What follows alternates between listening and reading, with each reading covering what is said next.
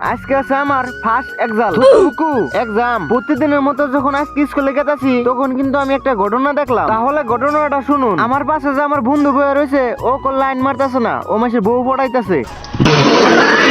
মানুষে কইছে না স্যার দাও গুরু বেড়া দেওয়াল কেমলি আজকে পরীক্ষায় ভালো, তাই আমি আইতে আইলাম পরীক্ষার হলে। আমার জুনু ভাই কল হাই দিল, তোমরা কল অ্যাকসেপ্ট করে নিও। পরীক্ষার হল অনেকই সুন্দর, আমার বন্ধুরা প্র্যাকটিক্যাল টপার, যার জন্য সারা সিট নম্বরই ফেলা নাই। তাই পরীক্ষা দিয়ে বাইরে তাই আমার বড় ভাই দিল্লি যাবানি গা টিকিট কাটছে।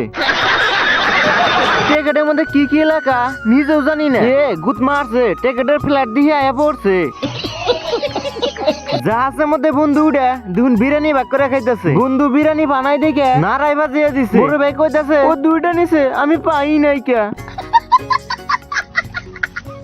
সবাই কিন্তু যাবার নইছে গা, কারণ পরীক্ষা শেষ। আমি আর কি আলোকুটা করুম, আমিও যাই গে। আমার পাশে বন্ধু দিয়ে নারী ভক্ত তাই খারিয়া রয়েছে। আমার বন্ধু দিয়ে একটা স্বপ্ন মার তুললো। তো ভাইরা আজকের ব্লগটা এই পর্যন্তই শেষ।